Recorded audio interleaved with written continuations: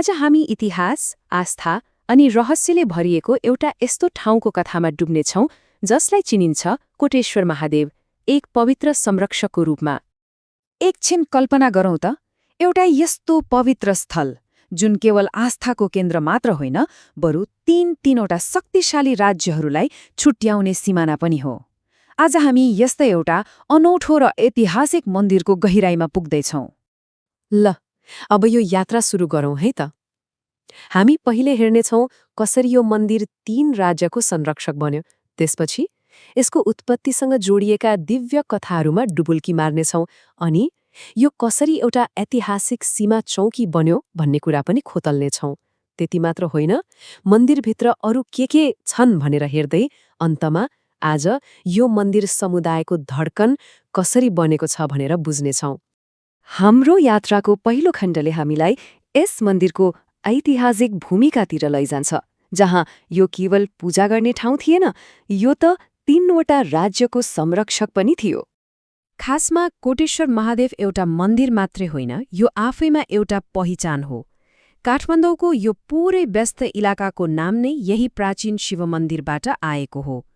यसले नै यसको महत्त्व कति छ भनेर देखाउँछ, होइन त? सबैभन्दा रोचक कुरा के छ भने समयसँगै यसको भूमिका कसरी बदलिएको छ। सोच्नुस् त, कुनै बेला कान्तिपुर, पाटन र भक्तपुर जस्ता 3 शक्तिशाली राज्यको सिमाना छुट्याउने यो ठाउँ आज आएर सहरको कोलाहलबीच एउटा शान्तिको केन्द्र बनेको छ। कस्तो अचम्मको परिवर्तन! तर यो मन्दिरको जग इतिहासले मात्र होइन, आस्थाका शक्तिशाली कथाहरूले पनि बनाएको छ। आउनुहोस् अब यसको दिव्य उत्पत्तिबारेका केही मिथकहरू सुनौं। सबैभन्दा प्रचलित कथाअनुसार जब महादेव सतीदेवीको मृत शरीर बोकेर शोकमा डुबेर ब्रह्माण्ड घुम्दै हुनुहुन्थ्यो, त्यही बेला सतीदेवीको देब्रे हात ठिक यही ठाउँमा खस्यो। त्यसपछि यहाँ चमत्कारी रूपमा एउटा शक्तिशाली शिवलिङ्ग आफै प्रकट भयो। यही कथाले नै यस ठाउँको पवित्रताको आधार तय गर्छ। र यो कुनै सामान्य शिवलिङ्ग होइन नि। हिन्दू धर्मशास्त्र अनुसार पृथ्वीमा भएका 64वटा सबैभन्दा पवित्र शिवलिङ्गहरूमध्ये कोटेश्वरलाई पनि एक मानिन्छ। यसले गर्दा यो मन्दिर हिन्दू धर्मावलम्बीहरूका लागि एक अत्यन्तै महत्त्वपूर्ण तीर्थस्थल बन्न पुगेको छ। कथा यतिमा मात्रै सकिँदैन, अर्को एउटा किंवदन्ती पनि छ जसले यो ठाउँलाई शङ्खासुर नामको दैत्यको तपस्या स्थलको रूपमा जोड्छ। यसले त मन्दिरको प्राचीनता र रहस्यलाई झनै गहिरो बनाइदिन्छ।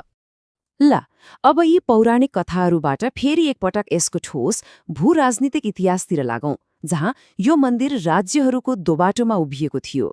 मल्लकालमा फर्कौं है त। त्यो बेला काठमाडौँ उपत्यका 3 भागमा बाँडिएको थियो, कान्तिपुर, पाटन र भक्तपुर। र यो तीनवटै राज्यको सिमाना कहाँ थियो होला? हो, यही कोटेश्वर मन्दिरले निर्धारण गर्थ्यो। भनेपछि यो धार्मिक स्थल मात्र नभएर एक रणनीतिक सीमा चौकी पनि थियो। एउटा निकै रोचक तर इतिहासले पुष्टि नगरेको कथा भीमसेन थापासँग पनि जोडिएको छ। भनिन्छ उनले यहाँको शिवलिङ्ग हल्लिएको देखे र त्यस घटनापछि आफ्नो जीवन नै त्याग गरे। अब यो कथा सत्य होस् वा नहोस्, यसले एउटा कुरा त प्रश्न पार्छ। त्यो बेला यो मन्दिरलाई कति शक्तिशाली र प्राचीन मानिन्थ्यो भनेर। कसैलाई लाग्न सक्छ कि यो केवल एउटा शिव मन्दिर हो, तर त्यस्तो होइन। यो परिसरभित्र पस्नुभयो भने त देवताहरूको एउटा पुरै ब्रह्माण्ड नै लुकेको छ। यहाँको मुख्य आकर्षण कोटेश्वर शिवलिङ्ग त छँदैछ, तर परिसरभित्र काठमाडौँ उपत्यकामै दुर्लभ मानिने सप्तऋषि मन्दिर पनि छ। त्यति मात्र होइन, गणेश, विष्णु, राधाकृष्ण, दुर्गा भवानी जस्ता अनेक देवी देवताका मन्दिर र मूर्तिहरू पनि छन्। प्रवेशद्वारमा हनुमानका मूर्तिहरूले स्वागत गर्छन्। साँच्चै यो एउटा बृहत धार्मिक स्थल हो। चारैतिर सहरको कोलाहल, गाडीको भिड, तर मन्दिर परिसरभित्र पस्ने बित्तिकै मानव एउटा अर्कै संसारमा पुगे जस्तो अनुभव हुन्छ। यहाँको खुला ठाउँ, हरियाली र शान्त वातावरणले मनलाई तुरन्तै एक किसिमको आध्यात्मिक ऊर्जा दिन्छ। इतिहास र पौराणिक कथाहरू त छँदैछन्, तर यो मन्दिर आज पनि मानिसहरूको आस्थाले जीवन्त छ। आउनुहोस् अब हेरौँ यो आजको समुदायको धड्कन कसरी बनेको छ। यो मन्दिर वर्षैभरि क्रियाशील रहन्छ। साउन महिनाको हरेक सोमबार, शिवरात्रि र विशेष गरी सप्तऋषि मन्दिरमा हुने ऋषि पञ्चमीको दिन यहाँ भक्तजनको ठूलो भिड लाग्छ।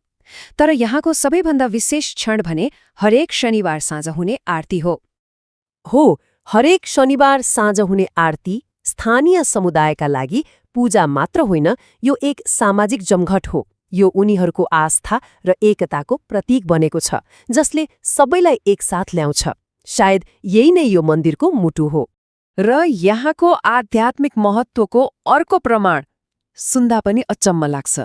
नजिकैको रुद्रधारामा स्नान गर्नाले 35 करोड अन्य तीर्थस्थल घुमे बराबरको पुण्य मिल्छ भन्ने जनविश्वास छ। यो सङ्ख्याले नै यस स्थानको शक्तिलाई दर्शाउँछ।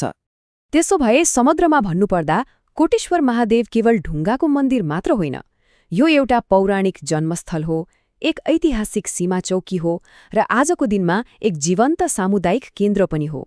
यसका धेरै पत्रहरू छन् जसले यसलाई साँच्चै अद्वितीय बनाएको छ। अन्तिममा एउटा प्रश्न सोच्नका लागि छोड्दैछौँ।